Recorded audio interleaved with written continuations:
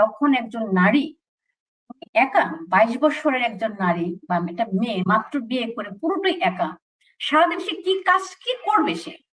আর কিন্তু তার স্বামী যদি বিদেশ থেকে, সে সারাক্ষণ ব্যস্ত থাকছে, তাহলে সেখানেও একটা সমস্যা, এখানে সম্পর্কের একটা সমস্যা তৈরি হচ্ছে, যে একজন অনেক সময় পাচ্ছে কি করে সময় কাটাবে, আরেকজন সারাক্ষণ ব্যস্ত থাকছে, স্ত্রীর যে সময় লাগবে সেটাও সে মানে বুঝতে পারছে না, কারণ রাত যখন হয় সে টায়ার্ড হয়ে যায়, সে ঘুমোতে চায়, তাই না? তাহলে সেখানে আবার একটা কনভারসেশন করবে, ভিডিও কল দেবে বা অডিও কল দেবে বা সময় কাটাবে, এই টাইমটাও তাদের মধ্যে থাকে না। তাহলে এই যে চ্যালেঞ্জ গুলোর কথা বললাম বা আপনি যে ব্যাখ্যা করেছেন, এখানে এই ইমোশনাল কানেকশনটা কিভাবে বাড়ানো যায়, আপনি কি মনে করেন? সিস্টার, ইমোশনাল কানেকশন বাড়ানোর জন্য আমাদের মনে হয় যে আসলে সবার আগে যে কাজটা করতে হবে, একটা কমন গোল সেট করতে হবে। সেই কমন গোলটা হচ্ছে একসাথে সময় কাটানো। সেটা কিভাবে? আমরা যদি মানে মোটা দাগে বলি, আচ্ছা আমরা এক সময় একসাথে থাকবো, এটা শুধু বলার জন্য বলা হলো। কিন্তু যদি আমরা এমন ভাবে তারা ডিজাইন করে যে আগামী 6 বছর আমি প্রবাস জীবনে থাকবো, বা আগামী 1 বছর আমি আলাদা পোস্টিং এ থাকবো, তারপর আমরা একসাথে থাকবো। আসলে মানুষ কিন্তু সম্পর্কে আসে একসাথে থাকবার জন্য। লং ডিস্টেন্স রিলেশনশিপ দীর্ঘদিন ক্যারি করার জন্য আসলে সম্পর্ক আসলে তৈরি হয় না। ইভেন আমরা যদি এক্সাম্পল দেখি, রাজা অষ্টম এডওয়ার্ড, তিনি সিংহাসন ছেড়ে দিয়েছিলেন প্রেমিকাকে বিয়ে করে তার সাথে থাকবার জন্য। তো বিষয়গুলো আসলে এই রকম। তো আমাদের সরকারি চাকরি যারা করে তাদেরও অনেকের আছে যে স্পাউস হয়তো অন্য জায়গায় চাকরি করে, তাদের পোস্টিং মিলছে না, 6 বছর 10 বছর 15 বছর চাকরি করছে, এর মধ্যে হয়তো খুব বেশি সময় তারা একসাথে চাকরি করতে পারে নাই, একসাথে বসবাস করতে পারে নাই। তো এই জন্য মানে একটা খুব ক্লিয়ার ভিশন থাকা দরকার যে আমরা হচ্ছে এই সময়গুলোতে যে একসাথে জীবনযাপন করব, এবং যতদিন পর্যন্ত না করা যাচ্ছে ততদিন পর্যন্ত আসলে একটা মুহূর্ত, একটা বেলা, অথবা এইভাবে করে সেট করে নেওয়া যে সপ্তাহে একটা ডিনার আমরা একসাথে করব, সেটা ভিডিও কল অন করা থাকতে পারে। কিন্তু তার মানে এই নয় যে আপনি যেটা বলছিলেন সিস্টার, যে আমি সারাক্ষণই ভিডিও কল করতে থাকলাম, এইটা আবার এক ধরনের অধিকার বোধ বা পজিটিভনেস এর কারণে সম্পর্কে এক ধরনের তিক্ততা চলে আসতে পারে, যে আমাকে হয়তো মনিটরিং করা হচ্ছে। ইমোশনাল কানেকশনের জন্য, ইমোশনাল কানেকশনের জন্য একসাথে সময় কাটানো আর হচ্ছে খবরদারি করা দুটো এক জিনিস নয়।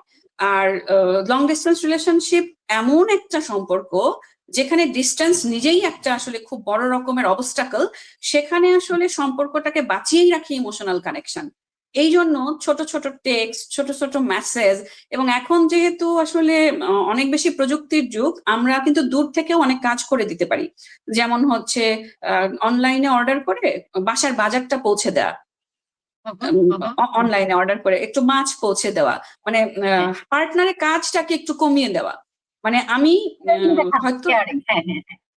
আমি হয়তো দূরে আছি, কিন্তু আমি তোমার সাথে আছি। মানে দূরে থাকা মানেও যে কখনোই সাথে থাকা নয় তা না, দূরে থেকেও সাথে থাকা যায়। সেইটা বারবার পার্টনারকে তার প্রায়োরিটিটা বোঝানো যে আমার জীবনে তুমি গুরুত্বপূর্ণ। হ্যাঁ, তাহলে আপনি যেটা বলছেন যে কমিউনিকেশনটা গুরুত্বপূর্ণ, কেয়ারিংটা, যে তারপর হচ্ছে যে আমি তোমার সাথে আছি, তোমার পাশে আছি, এই মেসেজ গুলো দেওয়া অত্যন্ত গুরুত্বপূর্ণ, তাই না? আরেকটা, আপনি যে চ্যালেঞ্জ মোকাবিলার কিছু বলেছেন, কিছু তথ্য দিয়েছেন, আমি এটাও খেয়াল করেছি যে বর্তমান যুগে যেহেতু প্রযুক্তি নির্ভর সবকিছু ইনস্ট্যান্টলি পেয়ে যাচ্ছে, ধৈর্যটা অনেকের কমে যাচ্ছে, একদমই ধৈর্য নেই। যেমন আমি যদি বলি আমার কথা, আমি আজ থেকে 30 বছর আগে আমি বিদেশে প্রথমবার যাই, আমি ইটালিতে গিয়েছিলাম। তখন তো টেলিফোন ছিল মানে খুব এক্সপেন্সিভ একটা টেলিফোন কল, আমরা চিঠির উপর নির্ভর করতাম, যে একটা চিঠি যেতে 30 দিন সময় লাগতো, এবং 30 দিন পরে চিঠিটা যাবে, পড়বো, বারবারই পড়বো, তারপর হচ্ছে আবার ওয়েট করব। কিন্তু এই যুগে এখন ওয়েট করাটা হচ্ছে না। এখানে আরেকটা বিষয় আমি সমস্যা দেখতে পাচ্ছি কাউন্সিলিং সেবা দিতে গিয়ে, সেটি হচ্ছে এই যে আপনি যে বলেছেন যে অন কলে থাকা, যে আমি তোমার পাশে আছি, কিন্তু এটারও একটা কি বলবো, একটা সীমিত সময়ের জন্য থাকতে হবে, একটা বাউন্ডারি সেট করতে হবে। নতুবা কি হয়, আমি যেটা দেখি যে প্রেমিক প্রেমিকা হলে বলে যে আমি এখন ভয় পাচ্ছি, তুমি অন কলে থাকো, তার মানে মোবাইল অন করে ওদিকে ভিডিও কল অন, ও ঘুমোচ্ছে, সিসি ক্যামেরা অন, ও ঘুমোচ্ছে, ও খাচ্ছে, ওয়াশরুমে যাচ্ছে। এটা তো আসলে কি বলবো একটা সন্দেহবাদিকতা একটা বড় সমস্যা হয়ে যাচ্ছে, এগুলো কিভাবে আমরা হ্যান্ডেল করতে পারি? সিস্টার, আমি আপনার সাথে একদম শতভাগ একমত। মানুষ যখন ঘুমাবে সেটা তার একেবারে প্রাইভেট স্পেস। সেখানে যদি তার পার্টনার মনে করে যে আমি আসলে ভয় পাচ্ছি, আমি সিসি ক্যামেরা অন থাকুক, তুমি ঘুমাও, এটা আসলে এক ধরনের অসুস্থতা ছাড়া এটাকে আমার মানে খুব বেশি স্বাভাবিক মানে ভাবে আমি দেখতে পারি না। আমার ধারণা যে আমরা যাদের সঙ্গে কথা বলেছি, আলাপ করেছি, তারাও মোটামুটি এই জায়গাটা একমত যে না, এইটা আসলে পরস্পরের প্রতি বিশ্বাসের জায়গাটা নষ্ট করে। পার্টনারের প্রতি যদি আপনার বিশ্বাস থাকে এবং তার সাথে যদি আপনার একটা শেয়ারিং থাকে, যে পারস্পরিক শ্রদ্ধাবোধ এবং হচ্ছে ভাব বিনিময়ের যে নিজস্ব জায়গা, এবং তারা সারাদিন কি করছেন যদি একজন আরেকজনের প্রতি স্বচ্ছ থাকেন, তাহলে এই ইনসিকিউরিটি গুলো কমতে পারে। সিস্টার, এখানে আমি একটা পয়েন্ট বলতে চাই, সেটা হচ্ছে পার্টনারের মধ্যে আর্থিক স্বচ্ছতা। আর্থিক স্বচ্ছতার বিষয়টা এই কারণে, যখন দুজন পার্টনার আলাদা থাকছেন, স্পাউস দুজন আলাদা থাকছেন, তখন তারা তাদের জীবনের খুবই মূল্যবান মুহূর্তের বিনিময়ে কিন্তু তারা ওই সময়টা সার্ভাইভ করেন। অতএব এই যে কষ্টটা তারা করছে, এই যে স্যাক্রিফাইসটা তারা করছে, এর বিনিময়ে সে আসলে কি পাচ্ছে এই বিষয়ে স্পষ্ট ধারণা থাকা খুবই জরুরি। যেমন যারা প্রবাসে থাকে তারা এইভাবে স্পষ্ট করতে পারে যে আমি এত টাকা আর্ন করছি, এত টাকা আমার এই খরচ হচ্ছে, এত টাকা আমার এই বাবদ লিভলিহুড বাবদ খরচ হচ্ছে, এত টাকা আমরা তোমার জন্য বা আমাদের ফিউচারের জন্য আমরা এইভাবে ইনভেস্ট করছি যাতে আমরা পরবর্তী জীবনে একসাথে থাকতে পারি। তাহলে এই ধরনের ইনসিকিউরিটি কমতে পারে। মূলত যেই কারণে আসে যে আমি বোধহয় পার্টনারকে হারিয়ে ফেলছি, যেই কারণে একটা মুহূর্তও তারা আলাদা করতে চান না, তারা ভিডিও কল অন রাখতে চান, তারা অনলাইন দেখতে চান, তারা সিসি ক্যামেরা অন করে রাখতে চান।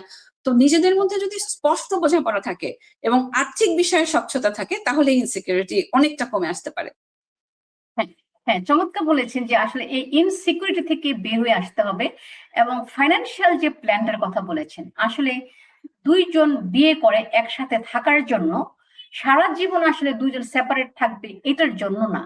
তাহলে সেখানে ফাইন্যান্সিয়াল প্ল্যানটা কিভাবে করবে, যে কত বছর জব করবে, তারপর কখন দেশে ফিরে আসবে, কখন তারা একসাথে থাকবে, এবং মানির ব্যাপার, টাকার পয়সার যে ব্যাপারটা, যে আসলে কতটুকু হলে আমাদের এনাফ। কারণ চাহিদার যেটা চাহিদা, সেখানে আমাদের একটা কি বলবো বাউন্ডারি সেট করতে হবে, যে এতটুকু হলে আমাদের এনাফ, তারপর আমরা এইভাবে জীবনযাপন করব। এই যে বাউন্ডারি সেট বা মানি ম্যানেজমেন্ট, যারা বিশেষভাবে প্রবাসে থাকে তাদের স্বামী স্ত্রীর মধ্যে মানি ম্যানেজমেন্টের ব্যাপারে যদি আপনার দু একটা পরামর্শ থাকে, তাহলে আপনি একটু আমাদেরকে বলুন। হ্যাঁ সিস্টার, এটা যেমন যারা প্রবাসে থাকে তাদের জন্য প্রযোজ্য, এবং পাশাপাশি যারা বিভিন্ন প্রফেশনে আছেন, এর মধ্যে সরকারি চাকরিতে প্রচুর পরিমাণে ট্রান্সফার হয়। হাজব্যান্ড ওয়াইফ যদি দুই প্রফেশনে থাকেন কিংবা একই প্রফেশনে থাকেন, এমনও হয় যে একজন হয়তো অনেক চেষ্টা করে তার স্পাউসকে তার স্টেশনে বা কাছাকাছি কোথাও নিয়ে এসেছে, যেই মাত্র নিয়ে এসেছে সেই মাত্র আবার তার অন্যত্র বদলি হয়ে গেছে। মানে এত এত পরিশ্রম আসলে নষ্ট হয়, এরকম ঘটনাও আমরা দেখি। তো সেক্ষেত্রে দুইটা ক্ষেত্রেই তারা নিজেরা যেটা বসতে পারে, যেমন আপনি ট্রেনার, আপনি নিজে নন ভায়োলেন্ট কমিউনিকেশন শেখান, দুজনই দুজনের প্রত্যাশা বলবে যে এই সম্পর্ক আমরা একসাথে থাকার জন্য করেছি, কিন্তু যেহেতু আমরা ফিনান্সিয়াল প্রয়োজনে, বা যারা আলাদা থাকে তারা বেশিরভাগই প্রফেশনাল প্রয়োজনে থাকে, তো আমরা যেহেতু এই মুহূর্তে সাময়িকভাবে আলাদা আছি, তাহলে আমাদের একটা গোল থাকতে হবে। সেটা হাজব্যান্ড তার গোল প্রত্যাশাটা বলবে যে আমি এত টাকা আর্ন করার পরে একসাথে থাকতে চাই, ওয়াইফও তার প্রত্যাশা বলবে। যেমন এখানে একসাথে থাকাটা গুরুত্বপূর্ণ, আবারও সেই অষ্টম এডওয়ার্ডের এক্সাম্পলটা আসতে পারে যে তিনি সিংহাসনও ছেড়ে দিয়েছিলেন। তো স্ত্রী যদি মনে করেন যে না, এত টাকার দরকার নেই, আরো কম টাকা হলেও আমাদের চলবে, তাহলে তুমি আরো কম সময় বিদেশে থাকো। তো দুজনের এই সংযোগটা হওয়া এখানে জরুরি। তো তারা ইনভেস্টমেন্টটা কিভাবে করবে, কোন খাতে করবে, সেটা তারা ঠিক করে নিতে পারে, এবং তারা আদৌ সেই ইনভেস্টমেন্টটা চায় কিনা, নাকি তারা আরো ছোট করে ভাবতে চায়, সেই বিষয়ে স্পষ্ট যোগাযোগ হয় এবং দুজনের মধ্যে সংযোগ হওয়াটা জরুরি। সিস্টার, হ্যাঁ, চমৎকার বলেছে যে আসলে লং ডিস্টেন্স রিলেশনশিপে আসলে সবাই ইচ্ছাকৃত ভাবে চুজ করছে এটা না, জীবনের তাগিদে অনেকে লং ডিস্টেন্সে চলে যাচ্ছে। তবে এটা অনেক ইম্পর্টেন্ট যে লং ডিস্টেন্স যখন থাকবে তখন তাদের যে ইমোশনাল কানেকশন, তাদের দুইজনের যে পারস্পরিক চাহিদাগুলো, সেগুলো একজনের আরেকজনের সাথে আদান প্রদান করবে, এবং তাদের যে ফাইন্যান্সিয়াল ম্যানেজমেন্ট বা তাদের যে প্ল্যানিং, এটা অত্যন্ত গুরুত্বপূর্ণ। কারণ দুইজন ব্যক্তি যখন বিয়ে করে তখন কোনো একটা সময় অবশ্যই তাদের ইনকাম বা তাদের ডিস্টেন্স, এটার প্রতি নো বলতে হবে যে যথেষ্ট, এখন আমরা একসাথে আসবো। ডক্টর বিপাশা, আপনাকে অসংখ্য ধন্যবাদ যে আপনার বিজ্ঞ অভিজ্ঞতা এবং মতামত দিয়ে আমাদেরকে আলোকিত করেছেন। অসংখ্য ধন্যবাদ। সিস্টার, আপনাকেও ধন্যবাদ। আসলে লং ডিস্টেন্স রিলেশনশিপ এমন একটা সম্পর্ক যেটা ডিস্টেন্স ইটসেলফ এখানে অনেক অবস্টাকল তৈরি করে, কারণ আমরা এটা শুনে এসেছি যে out of sight out of mind, চোখের আড়াল হলে মনের আড়াল হয়। তো আমাদের সম্পর্কগুলো যত্নে থাকুক, ভালো থাকুক, কেউ আমরা চোখের আড়াল বা মনের আড়াল না হই। সবাই ভালো থাকুক। আপনাকে ধন্যবাদ।